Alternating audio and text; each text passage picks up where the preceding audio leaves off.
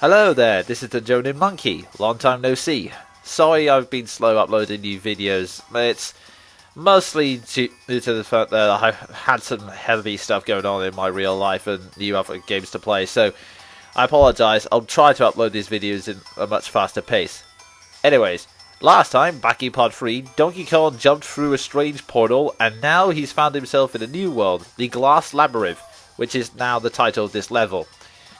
This world travelling stuff is the main, I hate to use the word gimmick, it doesn't really fit, I'd say premise of this game. It's basically, every once in a while you have to give the spiral warp to Xananab and navigate your way around the new worlds introduced. And this is the main feature of this level, which is actually pretty interesting. What Xananab's saying is that the mirror has created a second Donkey Kong. So, during this part of the level, every action you perform on the bottom screen will be mirrored on the top screen. So, you have to get to the end of each section and move on forward. But however, the layout of the pegs is different.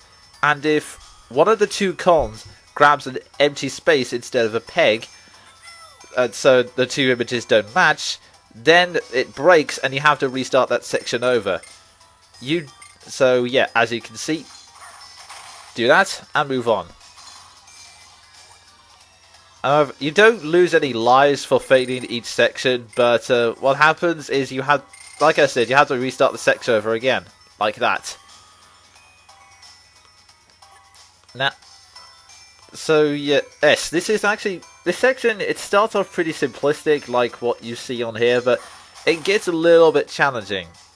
Now, you'll notice this fading. That's because, yeah, it's no matter how many times I play this section is always a little bit challenging. It doesn't lose life count, but it does cause you several hours of frustration, and so that's why there's a lot of cutting in this. Because just to speed up this playthrough, basically, I cut out all the times I had to restart the individual sections.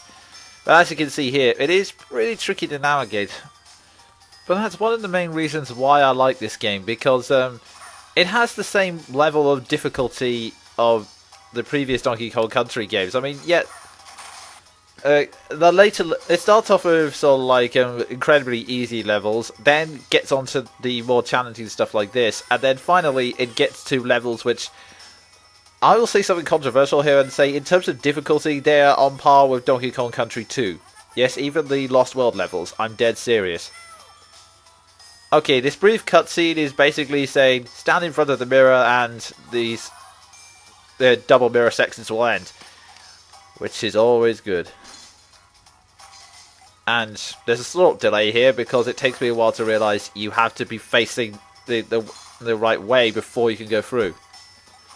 Okay, this section, this is what gives it the name Glass Labyrinth, and the fact that it's a maze and you have to use the barrel roll attack to smash through the glass and then proceed on to the next level. And as you can see, there are these like moving spikes which you can smash if you hit it at just the right angle. It's just avoid the points that go for the flat bit and you'll be able to smash the spikes and make your life a lot easier. But take some care.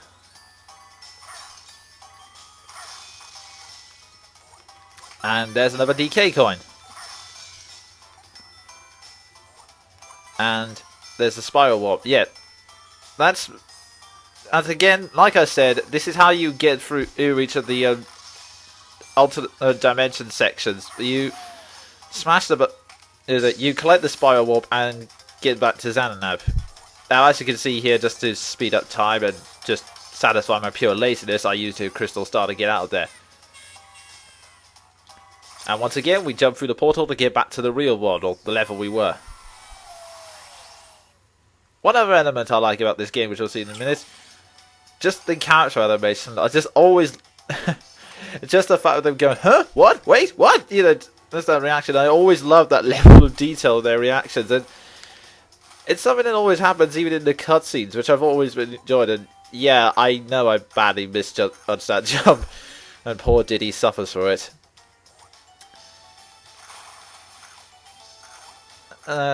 Yeah, I kind of like this music. I think it's I've had a look. It's called something like Bossa Wave. It's there's not 100% certain titles, but okay. Enough about my ramblings, though. On to Road of Ruins, which is the next level. And yes, as you can see already, it's the classic DK Temple levels. It's pretty much... Yeah, with certain levels in a game, you'll always have a classic staple that turns up somewhere. With Sonic, it's a beach level or a casino level. Well, to be honest, more recently it's the beach level. In DK games, it's always a jungle level and a temple level.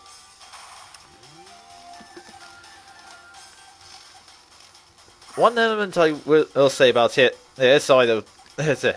since you may find this a little bit boring, but frankly there's nothing else to talk about in this particular section, considering how many times I mess up trying to do this section, is unlike the last game where all the pegs looked pretty much the same no matter what environment you're in, I love the fact that this time round they go to the trouble of changing the design of the pegs for what situation you're in. Like in this section, all the pegs look like kind of old and slightly worn, like the temples themselves, which I thought was a nice touch. Ah yes, now Cranky Hugh will tell us about these next items, which is simply called wings. Now, like basically every single item in this game, you can only use it with Diddy, and how it works is that you use the L and R buttons to flap the individual wings so that to maneuver left and right and, well, put simply, fly up to the stage. Now some of you may be wondering, why not just use a crystal star for this?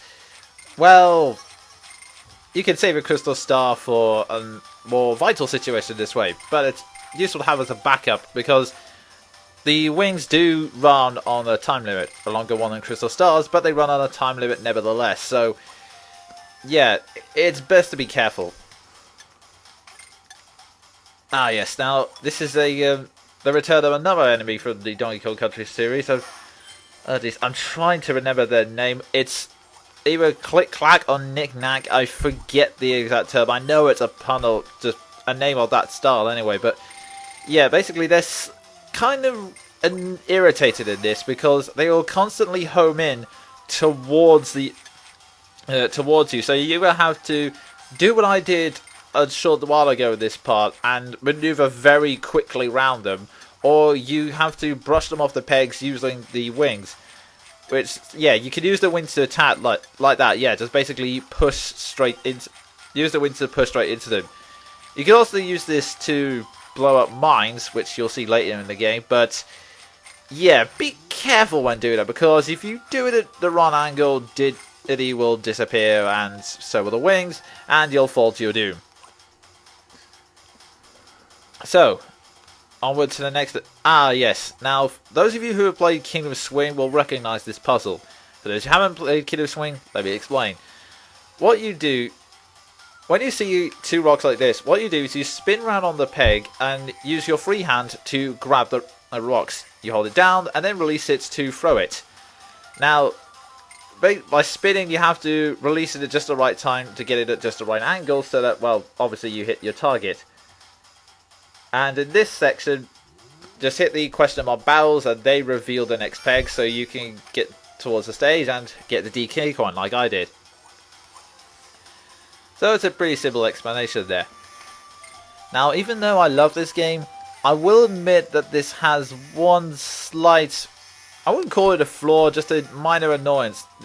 These rock throwing sections, the game tends to be a little bit unforgiving in terms of the precise trajectory and angle at which you throw the rock. So you'll find yourself in many positions like I'm in now, where you're constantly throwing the rocks, but either hitting the walls or going slightly over or slightly under. So whilst that's slightly frustrating, you do get a satisfying reward of hitting the enemy straight in the face with a rock at the end of it. So yeah, I wouldn't really call it a major flaw. It is a minor annoyance though.